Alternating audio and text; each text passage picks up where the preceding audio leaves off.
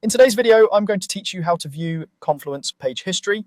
By the end, you'll know exactly where to find past versions of a page and how to quickly compare changes so you can track edits with confidence.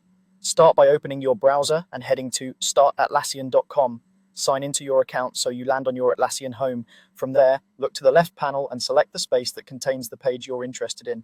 Once the space opens, click the page itself to load it. Before moving on, make sure you're looking at a published page. Version history is tied to published content, so drafts won't show a full history. If you're on the published view, you're good to go. Now, look to the top right corner of the page for the three dots, sometimes labeled as More Actions. Click that and choose Version History. This opens a dedicated history view where Confluence lists every saved version of the page. You'll see a table showing each version in order, typically labeled as V.1, V2, V3, and so on. Each entry reflects a snapshot of the page at the time it was saved, so you can scan through to understand how the content evolved. This is especially helpful for auditing changes, restoring earlier content if needed, or simply confirming when a key update was made. If you don't see the option, it can be due to page permissions or the page not being published yet.